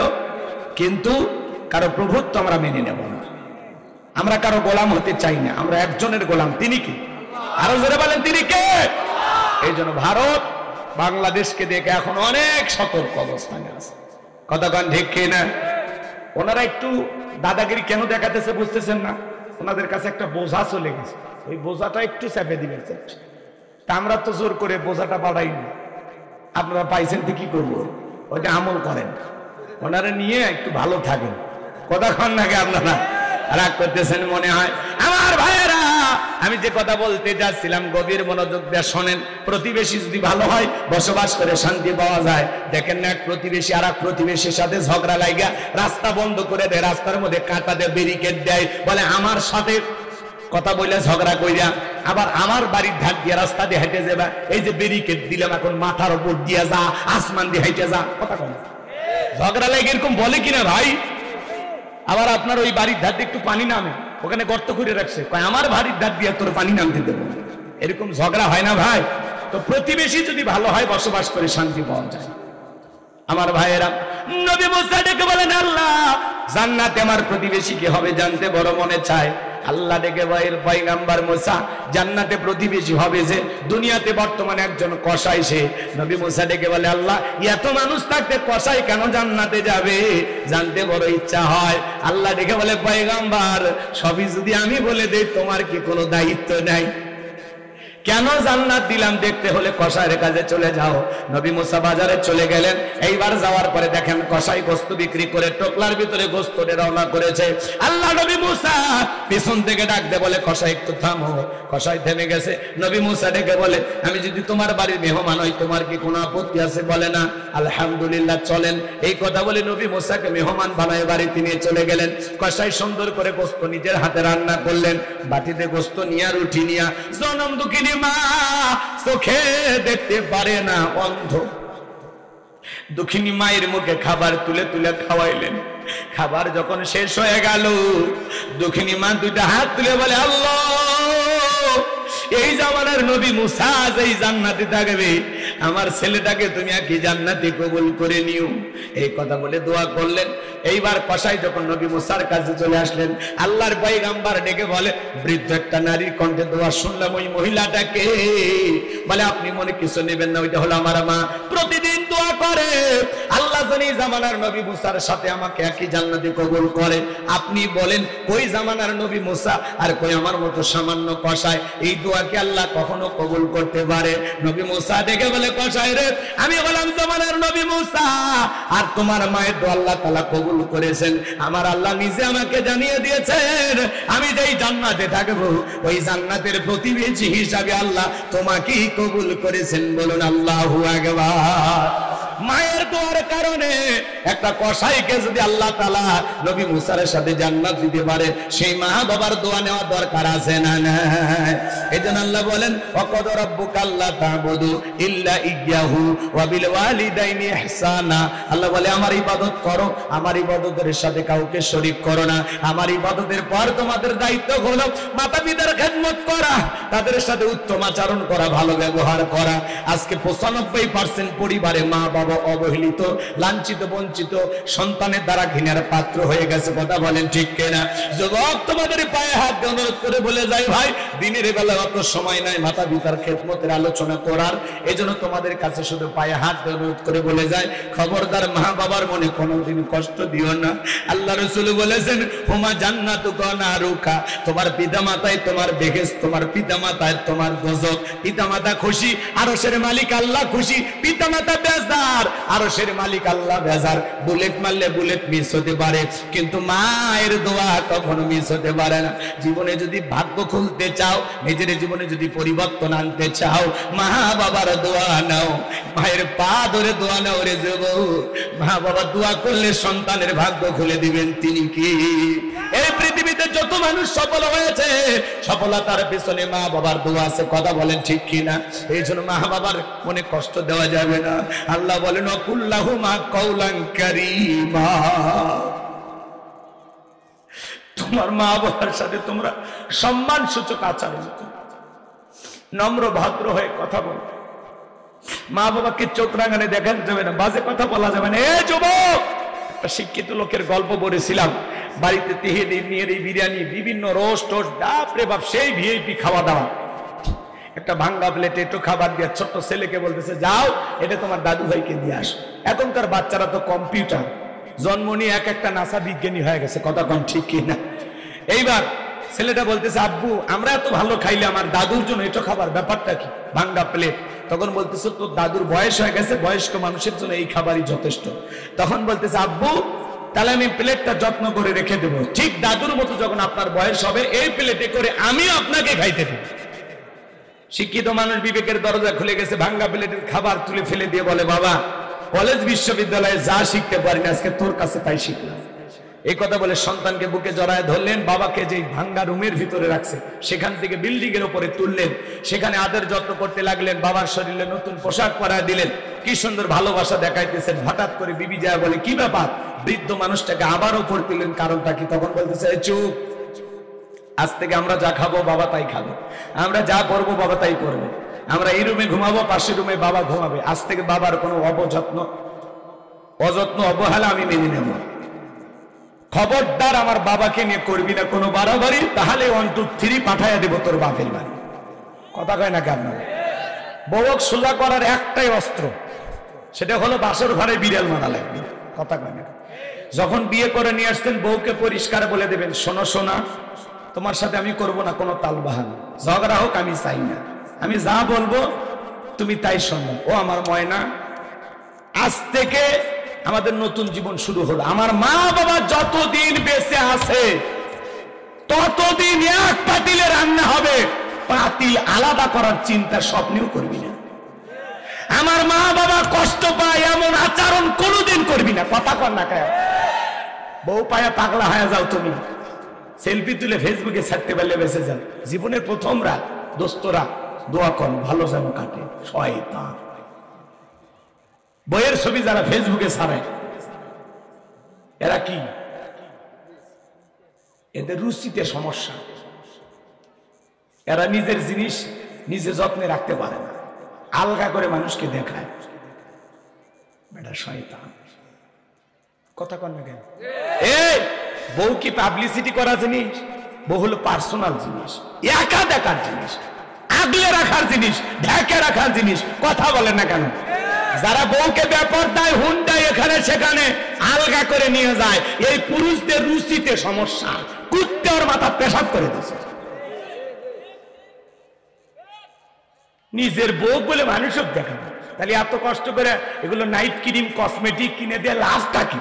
রাস্তার মুসি মেতর সব টাকায় থাকে, ভ্যান চালক রিক্সা চালক কারো দেখার বাকি নাই। বউ আমার, মানুষ কেন দেখবে? পুরুষ সাজছে কি রাগ করে? এই যে রাস্তাঘাটে যে বেপরদা নারী দেখা যায়, কার বউ? আপনার বউ, আপনার বোন, আপনার মা। কথা কন, এগুলো কারা? আসমান থেকে নাজিল হয়েছে না আমাদেরই ঘরের? আমাদেরই ঘর। মা বোনদেরকে বলে যায় মা পরিবর্তন হয়ে যান, পরিবর্তন হয়ে যান, নিজের দেহটাকে মানুষকে দেখাবেন। আল্লাহ কি বলেছেন? ওয়াকরনা ফি বুয়ুতিকুন্না ওয়ালা তাবাররাজনা তাবাররুজাল জাহিলিয়াতিল উলা। নারীরা তোমরা ঘরের ভিতরে অবস্থান করো, খবরদার জাহিলিয়াতি যুগের মেয়েদের মতো নোংরা অশ্লীল পোশাক পরে নিজের দেহকে প্রদর্শন করো না। পর্দাশীল নারীর উপরে আল্লাহ রহমত নাজিল হয়, পর্দাশীল নারীর মর্যাদা আল্লাহ বাড়িয়ে দেয়। পর্দা হলো প্রত্যেকটা নারীর গৌরবের বিষয়, মর্যাদার বিষয়। পর্দা নারীকে সিকিউরিটি দেবে, নিরাপত্তা দেবে। কথা বলে ঠিক কিনা? যে নারী ঢিলা ঢালা পর্দা করে, হাত মুজা পা মুজা লাগায় কি সুন্দর বোরকা বইটা রাস্তায় হেঁটে যায়, মনের অজান্তে শ্রদ্ধা সম্মানে মাথাটা নত হয়ে আসে। আর যারা উল্টা পাল্টা পোশাক পরে, যার পোশাক যত উল্টা পাল্টা আর চরিত্রে তত গন্ডগোল। কথা বলে না কেন? আর পোশাক দেখে বোঝা যায় মেয়েটা কত ভালো। আল্লাহ নারীদের হেদায়েত করুন। এটা জোরে বলেন না? আমি কি বলছিলাম ভুলে গেছে? বলবো না, দোয়া করবো। কি বলছিলাম? আমার ভাইরা গভীর মনোযোগ দিয়ে শুনে জানে, যুবক বউকে বুঝাইতে হবে, মাকেও বুঝাইতে হবে, বউকে ভালোবাসতে হবে, মাকেও ভালোবাসতে হবে, ব্যালেন্স করে চলতে হবে। বিবি যতই বুঝাক তোমার মার আরো সন্তান আছে, তোমার বাবাকে দেখার আরো মানুষ আছে, যতই বুঝাক তোমার এই বুঝ কানে নেওয়া যাবে না। মা বাবাকে নিয়ে কোনো কথা বইয়ের শোনা যাবে না। ও যতই বোঝাক তোমার মা এটা ওইটা ওইটা ওইটা, খালি শুনবেন, প্রতিবাদ করবেন। কথা কি বুঝতে পারতেছেন? বউ যদি পিতামাতার, আপনার পিতামাতাকে অবহেলা করে, দেখতে চায় না, তাকে বুঝাবে। আর মা বোন যারা আবার শুনতেছেন, মা ছেলের বউটাকে নিজের মেয়ের মতো মনে করেন। শাশুড়ি যদি ছেলের বউটাকে নিজের মেয়ে ভাবা শুরু করে, আর ডিজিটাল বউগুলো যদি শাশুড়িকে নিজের মায়ের মতো মনে করে, তাহলে সংসারে বউ শাশুড়ির যে যুদ্ধ থেমে যায়। কথা বলে ঠিক কিনা? রাগ করতেছেন আপনারা? তাহলে মা বাবার খেদমত করবেন তো ইনশাল্লাহ? হে যুবক, মা বাবার মনে কষ্ট দেওয়া যাবে? তুমি যদি তোমার মা বাবার মনে কষ্ট দাও, তোমার সন্তান একদিন তোমাকে কষ্ট দেবে। তুমি তোমার মা বাবার সাথে যা করবা, একদিন তোমার সন্তান ওইটাই ফেরত দিবে। কথা বলে ঠিক কিনা? এই জন্য যুবক, তোমাদের পায়ে হাত দিয়ে অনুরোধ করি, খবরদার মা বাবার মনে কষ্ট দিবা না। কোন কোন যুবক পিতা মাতার খেদমত করে, তাদের মুখে হাসি ফোটায়, তাদের দোয়া নিয়ে নিজের ভাগ্যে সফল হতে চাও, নিজের জীবনের উন্নতি করতে চাও, দুই হাত তুলে দেখো। আল্লাহ আমাদের সবাইকে পিতা মাতার খেদমতকারী সন্তান হিসেবে কবুল করো। একটু জোরে বলো না আমিন। হাত নামাও যুবক, যে মা 10 মাস 10 দিন গর্ভে ঠাই দিয়েছে, 2-2.5 বছর বুকে দুধ পান করাইছে, প্রসবের যাতনা সহ্য করেছে, নির্ঘুম রাত্রি কাটায় তোমার আমার সেবা করেছে। এই পিতা মাতার ভালোবাসার মধ্যে কোনো স্বার্থ নাই। দুইজন মানুষ নিঃস্বার্থভাবে ভালোবাসে, একজনের নাম হলো মা আর একজনের নাম হলো বাবা। বাবা মার ভালোবাসার মধ্যে কোনো স্বার্থ থাকে? তারা আমাদের বটবৃক্ষ, তারা আমাদেরকে বুকে ধরে রাখেন, আগলায় রাখেন, ছায়া দিয়ে রাখেন, ভালোবাসা দিয়ে রাখেন। শত কষ্ট পাইলে আসো, মায়ের আসলে মুখটা লোকা, মনে হয় দুনিয়ার সব শান্তি মায়ের আসলের নিচে। কথা বলেন ঠিক কিনা? এই জন্য যুবক, মা বাবাকে অবহেলা করো না। যেদিন হারাইবা সেই দিন বুঝবা কি ধনটা হারাইছে। কথা কর ঠিক কিনা? আমার ভাইয়েরা, লম্বা আমার করার সুযোগ নেই। আমি যে কথা বলতে চাচ্ছিলাম, তাহলে আল্লাহর নবী মুসা আলাইহিস সালামের সাথে একজন ব্যক্তি জান্নাতে গেল কষায়, শুধুমাত্র মায়ের দোয়ার কারণে। মায়ের দোয়া যদি আপনারা নিতে পারেন, আপনার মা যদি হাত তুলে কোনোদিন আপনার জন্য দোয়া করে, আল্লাহ আমার ছেলেটারে জান্নাত দিও, আমার ছেলেটারে দুনিয়ার কল্যাণ দিও, বিশ্বাস করেন মা বাবার অন্তর থেকে যদি দোয়া নিতে পারেন, ওই দোয়া আসমানে পৌঁছে যাবে, ওই দোয়া কখনো বিফলে যাবে না। আমি হুজুর দোয়া করলে কবুল হইতেও পারে, না হইতে পারে, কিন্তু আপনার মা বাবা দোয়া করলে ওটা মিস হবে না। পীর সাহেব দোয়া করলে কবুল হইতেও পারে, না হইতে পারে, কিন্তু মা বাবা মূর্খ মানুষ তেমন কোনো কিছু নাই। শুধু বিসমিল্লাহ বলে যদি পানিতে ফু দেয়, আমি হুজুর 10 বার ফু দিয়া যা কাজ হবে না, তোমার মা একবার বিসমিল্লাহ বলে ফু দিলে কাজ হয়ে যাবে। কথা বলেন ঠিক কিনা? এই জন্য মা বাবার সাথে উত্তম আচরণ করবো তো ইনশাআল্লাহ। আমার ভাইয়েরা, এই জন্য যে কথা বলতে চাচ্ছিলাম, জান্নাতীরা ফি জান্নাতি ইয়াতাসালুন, জান্নাতীরা পরস্পরে গল্পে লিপ্ত হবে। একজন জান্নাতি আর একজন জান্নাতীর সাথে গল্প করবে, সুন্দর করে পরিচয় হবে। গল্প করতে করতে করতে করতে একে অপরের সাথে গল্প করতে করতে জান্নাতীদের দৃষ্টি চলে যাবে নিচের দিকে, আর নিচের দিকে তাকায় দেখবে দাউ দাউ করে জাহান্নামের আগুন জ্বলতেছে। ওই জাহান্নামের আগুনে মানুষগুলোকে পুরো এক কয়লার মতো কালো করে দেওয়া হয়েছে। ওই জাহান্নামের আগুনে যারা জ্বলতেছে তাদেরকে দেখে জান্নাতীরা চিনতে পারবে। কি ব্যাপার ভাই, তোমাকে দেখে চেনা চেনা মনে হয়, বকপাড়ায় মনে হয় তোমার বাড়ি ছিল, সৈয়দপুরে তোমার মনে হয় বাড়ি ছিল, তোমাকে যেন কোথায় মনে হয় দেখেছিলাম। ভাই আজকে আমি জান্নাতে, তুমি কেন জাহান্নামে? কি ব্যাপার, কোন অপরাধে এই জাহান্নামের আগুনে তোমরা জ্বলতেছো? জান্নাতীরা তখন প্রশ্ন করবেন, আনিল মুজরিমিন, হে অপরাধীরা, মা সালাকাকুম ফি সাকর। তাহলে জাহান্নামীরা বলবে আমাদের অপরাধ 4টি। জোরে বলেন কয়টি? সবাই একটু 4টে আঙ্গুল দেখা বলেন তো বাজান, অপরাধ কয়টি? তাদেরকে বলা হবে আনিল মুজরিমিন, হে অপরাধীরা, মা সালাকাকুম ফি সাকর, কোন অপরাধে সাকর নামক জাহান্নামে আসছে?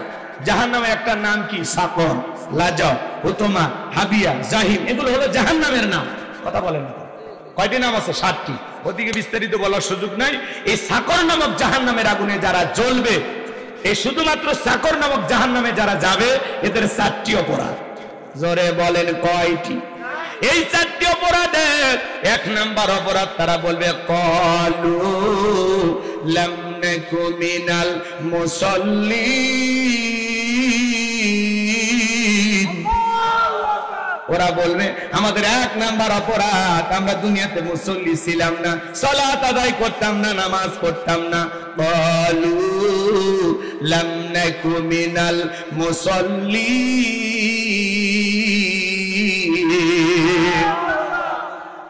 জাহান্নামীরা বলবে আমাদের 1 নাম্বার অপরাধ, আমরা দুনিয়াতে মুসল্লি ছিলাম না, সালাত আদায় করতাম না, নামাজ পড়তাম না। তাহলে যারা নামাজ না পড়তো তারা যাবে জাহান্নামে। কথা বলেন না কেন? ভালো করে বোঝার চেষ্টা করবেন। মসজিদে হয়েছে আল্লাহু আকবার, আল্লাহু আকবার। মসজিদে আজান হওয়ার পরে উত্তর পাড়ার আব্দুল মালিক মসজিদের ভিতরে ঢুকে গেল, আর উত্তর পাড়ার আব্দুল সালেম কোদাল কাঁধে করে নিয়ে চলে গেল জমিনের দিকে। ডাকতে বলে ভাই নামাজটা পড়ে যান। বলে না, আজকে জমির পানি না নিলে ধান লাগানো যাবে না। কথা কয় না কেন? এটাই হলো পার্থক্য, ভালো করে বুঝবেন। কেউ গেল আজান হওয়ার পরে মসজিদে, আর কেউ গেল দুনিয়ার ক্ষেত খামারের দিকে। কথা বলেন না কেন? ওই জায়গায় ভেজাল। বলে ভাই আজকে যদি জমিতে পানি না নি, আজকে যদি জমিতে বিছন না ফালাই, তাহলে আমার চাষবাস হবে না। অতএব আজকের সারাদিন যদি 5 ওয়াক্ত নামাজ কাজা হয় হোক, কিন্তু জমির ফসল নষ্ট করা যাবে না। মুসলমান দুনিয়ার ফসল ফলানোর চিন্তা করে আখিরাতের ফসলের কথা ভুলে যায়। বাল তুসিরুনাল হায়াতাদ দুনিয়া ওয়াল আখিরাতু খায়রুন ওয়া আবকা। তোমরা দুনিয়ার জীবনকে প্রাধান্য দিচ্ছ, অথচ আখিরাতের জিন্দেগি হলো চিরস্থায়ী, যেই জীবনে শুরু আছে শেষ নাই। মুরব্বি মসজিদে যায়, রাস্তায় যুবকেরা বোট খেলে, বোঝেন না? কথা কয় না? অ্যাঙ্গেলে মারিয়া লাল গুটি ফেলাইতেছে। মুরব্বিটাকে বলতেছে বাবা চলো মসজিদে যায়। চাচা আপনি যান, আমাদের বয়স থাকতে আপনি কি করেছিলেন? মুরব্বি মনটা খারাপ করে মসজিদে চলে যায়। যুবকেরা হাসাহাজি করে মুরব্বিকে আজকে দিছি, তুমি মুরব্বিকে দাও নাই, তুমি নিজের দা নিজেকে দিছি। কথা কন নাকি আপনারা? মুরব্বির কথা শুনে যদি মসজিদে যায় মালিককে সিজদা দিতা, কপাল খুলে যাইতো। আপনি আজকে খেলাধুলা নিয়ে ব্যস্ত আছেন।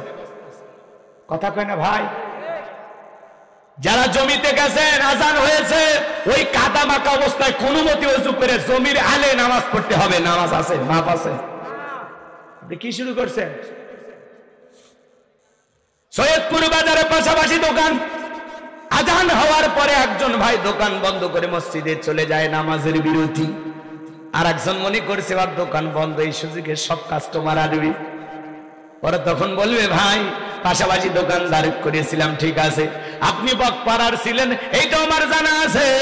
আজকে আপনি জান্নাতে, আমি কেন জাহান্নামে? মসজিদের পাশে আমার বাড়ি ছিল, কিন্তু আমি কপাল পোড়া, আজান দেওয়ার পরে আমি মসজিদে যাই নাই। কথা বলেন না কেন আপনারা? হেদায়েত দেওয়ার মালিককে। গোলাম রব্বানির ওয়াজ শুনে আপনারা পরিবর্তন হবেন, অতটা সহজ না। আল্লাহ যদি দয়া করে হেদায়েত দান করেন, তাহলে আপনারা পরিবর্তন হবেন। নিয়তটা একটু পরিষ্কার করেন বাজান। কথাগুলো একেবারে অবহেলা করবেন না, গুরুত্ব না দিয়ে শুনবেন না, একটু গুরুত্ব সহকারে কথাগুলো বোঝার চেষ্টা করবেন আমার ভাইয়েরা। তাহলে একজন দোকানদার দোকানদারি নিয়ে ব্যস্ত আছে, আর একজন দোকানদারি বন্ধ করে মসজিদে চলে গেছে। ওই লোকের ভাগ্যে জান্নাত জুড়ে যাবে, কারণ ওই লোক আল্লাহকে চিনেছে, দুনিয়া বাদ দিয়েছে। কথা বলেন ঠিক কিনা? তখন একে অপরের সাথে পরিচয় হয়ে যাবে, চেনা জানা হয়ে যাবে। জিজ্ঞাসা করবে ভাই একই এলাকায় দোকানদারি করলাম, আমি জান্নাতে, তুমি কেন জাহান্নামে? লোকটা তখন বলবে ভাই আজান দিলে আপনি মসজিদে গেছেন, আমি দুনিয়ার লোভে বসে ছিলাম। আপনি যদি সব দোকানদার হন, নামাজে যান, আপনার কাস্টমার তালা ধরে বসে থাকবে, অন্য দোকানে খরচ করবে না। আপনি নামাজ পড়ে দোকানে বসেন, আল্লাহ বরকত দিবে। কে বরকত দিবে? বারাকা দেওয়ার মালিক কে? আমার ভাইয়েরা। তাহলে সেদিন তারা বলবে ক্বালু লাম নাকু মিনাল মুসাল্লিন, আমরা দুনিয়াতে মুসল্লি ছিলাম না, সালাত আদায় করতাম না, নামাজ পড়তাম না, নামাজ পড়তে আমাদের ভালো লাগতো না। ওরা বলবে আমাদের 2 নাম্বার অপরাধ, ওয়ালাম নাকু নুতঈমুল মিসকিন। ওরা বলবে আমাদের 2 নাম্বার অপরাধ, আমরা মিসকিনদের সাহায্য সহযোগিতা করতাম না, দুঃখী মানুষদের খাইতে দিতাম না। ভালো করে বোঝার চেষ্টা করবেন বাজান। এই অভাবগ্রস্ত মিসকিন অসহায় দরিদ্র মানুষ যারা আছে, এদের হক নষ্ট হয় 2 ভাবে, একটা রাষ্ট্রীয় ভাবে আর একটা সামাজিক ভাবে। প্রত্যেকটা ধনীর সম্পদের ভিতরে গরিবের হক আছে না নাই? এই যে শীতের দিন, দেন না একটু গরিব দুঃখীকে 2-4টা কম্বল কিনে দেন। পাশে প্রতিবেশী না খায় মরে যায়, দেন না 2 বস্তা চাল কিনে দেন। কথা বলেন না কেন? আপনি শীতের দিনে পিঠা বানাইয়া খাইতেছেন দরজা লাগাইয়া, সন্তানের হাতে দেয়, বলে বাইরে যা খাবি না, ওই যে যাদের সাথে খেলাধুলা করিস ওরা যদি নজর দেয় তোর পেটটা খারাপ হয়ে যায়। কথা বলেন না কেন? তার মানে ছোটবেলা থেকে আমরা হিংসার ট্রেনিং দিতেছি। যদি ছেলেটারে বলতাম বাবা ওই যে তোমাদের বন্ধু 2-3 জনের সাথে খেলাধুলা করো, ওরা তো আজকে পিঠা বানায় নাই, আজকে আমরা বানিয়েছি, তুমি একটা খাও আর তোমার 3 বন্ধুকে 3টা পিঠা দিয়ে আসো। এটা হলো আদর্শ মা বাবার কাজ। যেদিন ফকির দরজায় ভিক্ষা নিতে আসে, সোমবার বা বুধবার বা বৃহস্পতিবার, ওই দিন বাহির গেটে তালা মেরে রাখছে। ফকিরও ভিক্ষা দেওয়ার ভয়ে কথা কয়। আল্লাহ তাআলা বলেন, ওয়া আম্মাস সাইলা ফালা তানহার, কোন সাইল দরিদ্র অভাবগ্রস্ত দুঃখী মানুষ যদি তোমাদের দুয়ারে আসে, খবরদার খবরদার তাকে তোমরা খালি হাতে ফেরত দিও না, কিছু না কিছু দিয়ে বিদায় করার দরকার আছে না না। নবীদের কাছে এক ফকির এসে বলে, নবী আমাকে একটা কাপড় দেন, জুব্বা দেন। বিশ্বনবী নিজের পরনের জুব্বা খুলে ফকিরকে দিয়ে দিলেন। বলুন সুবহানাল্লাহ। আল্লাহ আসমান থেকে জিবরাইলকে বলে, জিবরাইল একটা জান্নাতি জুব্বা নিয়ে আমার বন্ধুকে দিয়ে আসো। সুবহানাল্লাহ। খন জিবরাইল এসে বলে, নবী আল্লাহ তাআলা বলেছেন যদি আপনার একটার জায়গায় 2টা থাকে তাহলে দ্বিতীয়টা আপনি দিতে পারেন, কিন্তু আপনার একটাই আছে, সেইটাই খুলে মানুষকে দেওয়ার দরকার নাই। সুবহানাল্লাহ।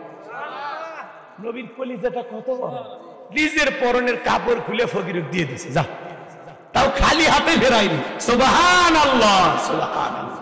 আর আমরা সেই নবীর উম্মত হইয়া পকেটে বান্ডিল বান্ডিল টাকা, ফকির ছেলেকে মাফ করে দাও। যারা ফকিরের কাছে মাফ চায় এরা পৃথিবীর সেরা ফকির। এই ফকিরের কাছে মাফ চাওয়া লাগবে কি হয়েছে? 5 টাকা দিলে আপনি কি গরিব হয়ে যাবেন? 2টা টাকা দিলে কে একেবারে ফকির হয়ে যাবেন? ফকিরের কাছে মাফ চায়, ডিজিটাল ফকির, প্যান্ট শার্ট পরা ভিআইপি ফকির। কথা কন না কে? 100 টাকা নিয়ে ঘুরবেন, ফকির মিসকিন চাইলে 2 টাকা দিবেন। দৈনিক একটা দান করা নিয়ত করবেন যে আমার এই পকেটে 20টা টাকা আছে, আমি প্রত্যেকদিন দান করবো। 10 টাকা আছে, প্রত্যেকদিন দান করবো। ফকির পাইলে 2 টাকা দিয়ে দেন, 5 টাকা দিয়ে দেন, ফেরান কেন? কথা কয় না গো? পারবেন না? আমার কথাগুলো কি একেবারে খারাপ লাগে? সেদিন তারা বলবে, ওয়ালাম নাকুনু তুইমুল মিসকিন, আমরা মিসকিনদের সাহায্য সহযোগিতা করতাম না। অভাবগ্রস্ত ব্যক্তিরা সাহায্য চেয়েছিল, সাহায্য দেয়নি, সহযোগিতা করেনি। তাহলে সহযোগিতা করতে হবে। কথা বলেন, সহযোগিতা করার দরকার আছে না নাই? তাহলে খবরদার দিবেন। কিছু কিছু মা বোন আছে দেয় ভালো, ভিক্ষে চাইলে গরিব দুঃখী মানুষ আসলে দেয়। আর কিছু কিছু মা বোন আছে সে এগুলো ফকিরের জ্বালায় বাড়ির শান্তি মতো বসবাস করা যায় না, মনে হয় বাড়ি ঘর বিক্রি করে দিয়ে পালিয়েছে। আছে না? কি মহিলা! আল্লাহ আল্লাহ আল্লাহ আল্লাহ আমার মা বোনদের হেদায়েত দান করে। একটু জোরে বলেন না আমিন। তাহলে গরিব দুঃখীকে সহযোগিতা করবেন ইনশাআল্লাহ। এখানে হযরত ওসমানের আমি একটা ঘটনা বলি, কিন্তু ওইদিকে যাব না, আসরের নামাজ যেহেতু নিকটবর্তী। কথা কি বুঝতে পারতেছেন? ওইটা বললে আপনারা আরো বুঝতেন যে দান করলে আসলে কত লাভ। গরিব দুঃখীকে আমরা সাহায্য সহযোগিতা করব ইনশাআল্লাহ। অভাবগ্রস্ত যে মানুষকে নজরে পড়বে একটু দিবেন, যতটুকু সাধ্য অনুযায়ী দিবেন। আপনাকে যে পুরোটাই দিতে হবে তা না, যতটুকু আপনার সাধ্য অনুযায়ী দিবেন। ফকির মিসকিন চাইলে 2-4 টাকা দিয়ে দেবেন, কাউরে ফেরাবেন না। দেখবেন আল্লাহ তাআলা এমন ভাবে আপনাকে বরকত দিবে, আপনি নিয়ে শেষ করতে পারবেন। আল্লাহ কবুল করুন। একটু জোরে বলেন আমি। মানুষকে দান করলে, মানুষকে খাওয়াইলে, মানুষকে দিলে কমে না, আল্লাহ বৃদ্ধি করে দেবে। জোরে বলেন না আমিন। এরপরে ওরা বলবে আমাদের 3 নাম্বার অপরাধ, ওয়া কুন্না নাখুদু মাআল খাইদিন। ওরা বলবে আমাদের 3 নাম্বার অপরাধ, আমরা দুনিয়াতে সমালোচনা করতাম, মানুষের সমালোচনা করে মজা নিতাম। ইসলামের বিরুদ্ধে, আলেমদের বিরুদ্ধে সমালোচনা হইতো, ওই জায়গায় যে আমরা মজা নিতাম। যারা সমালোচনাকারী এরা যাবে সাকর নামক জাহান্নামে। এলাকায় বসে বলে অমুক খারাপ, তুমুক খারাপ, এ ভালো না, সে ভালো না। মনে হয় গীবত কমিটির সভাপতি সেক্রেটারি বসে গেছে। বাজান খবরদার খবরদার, মানুষকে নিয়ে সমালোচনা করবেন না, নিজের আত্মসমালোচনা করবেন, নিজের জীবনের ত্রুটি তালাশ করবেন। নিজের জীবনই তো ভুলে ভরা, নিজের গুনার টেনশনে তো ঘুমা আসে না। এই জন্য আজ থেকে আমরা সিদ্ধান্ত নেব, দুনিয়ার কোনো মানুষের সমালোচনা করব না। আলেমদের বিরুদ্ধে নয়, ইসলামের বিরুদ্ধে নয়, ইমাম বক্তার বিরুদ্ধে নয়। আজ থেকে আমরা সমালোচনা করব না, আমরা চুপ থাকব। কথা কয় নাকি? অকুন্না নাখুদু মাল খায়দিন, যারা সমালোচনাকারী এরা যাবে সাকর নামক জাহান্নামে। আল্লাহ আমাদের হেদায়েত দান করুক, জোরে বলুন আমিন। মা বোনের যারা বসে আছেন, মা খবরদার গীবত পরনিন্দা চগলখড়ি করা যাবে না। গীবত করা মানে কি? মৃত ভাইয়ের গোশত খাবার সমান। আপনারা কি এই গোশত খাইতে পারবেন? ঋণী তো কাজ, কথা বলে ঠিক কিনা? এজন্য আজ থেকে আমরা সিদ্ধান্ত নেব, এই জবান দিয়ে আমরা কখনো গীবত করব, কারো কোনো সমালোচনা করব, কাউকে নিয়ে বাজে ধারণা করব না। ওরা বলবে আমাদের 4 নাম্বার অপরাধ, ওয়া কুন্না নুকাযযিবু বিয়াউমিদ্দিন। ওরা বলবে আমাদের 4 নাম্বার অপরাধ, আমরা কর্মফল দিবসকে অস্বীকার করতাম। বিচারের ফয়সালায় যে জান্নাত জাহান্নাম হবে, মালিক ইয়াউমিদ্দিন, শেষ বিচার দিবসের মালিক যে আল্লাহ, আমরা এই পরকাল দিবসটাকে অস্বীকার করতাম। আমরা মনে করেছিলাম পরকাল টরকাল বলে কিছু নাই, আমাদের পরকালের প্রতি কোনো বিশ্বাস ছিল না। যারা কর্মফল দিবসকে, পরকাল দিবসকে অস্বীকার করে দুনিয়ার জমিনে চলে, এরা দেখবেন দুনিয়াকে পাগলের মতো ভালোবাসে। কথা কয় নাকি আপনার? আর যারা মনে করেন না আল্লাহর কাছে হিসাব দিলে পরকাল আছে, ভাই আখিরাত আছে, তারা গুনাহ করবে না, তারা ভয় পাবে। আল্লাহ বুঝ দান করুক, জোরে বলুন আমিন। রাগ করতেছেন? তাহলে পরকালের প্রতি আমাদের বিশ্বাস থাকার দরকার আছে না নাই? আল্লাহর বিচারে ফয়সালায় কেউ জান্নাতে যাবে, কেউ জাহান্নামে যাবে।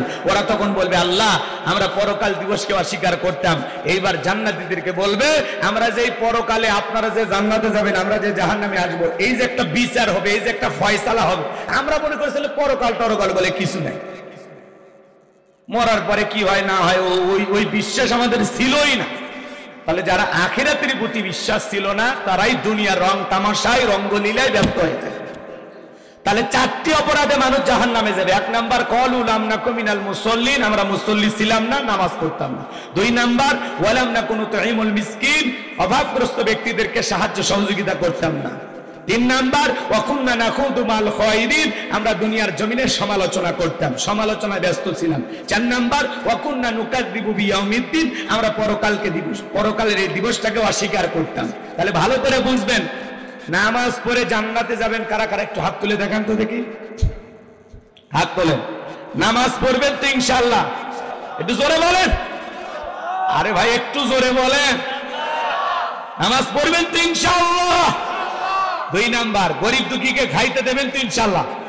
দান সদকা বেশি করে করবেন তো ইনশাআল্লাহ? 3 নাম্বার, আজ থেকে জবানে তালা, কারো কোনো সমালোচনা করা যাবে না, খালা মনে থাকবে তো ইনশাআল্লাহ? মহিলাদেরকে বলছি, আপনাদেরকে না। 4 নাম্বার, পরকালে যে আল্লাহর সামনে দাঁড়াইতে হবে, মালিকের কাছে হিসাব দিতে হবে, এই বিশ্বাস আমাদের আছে না নাই?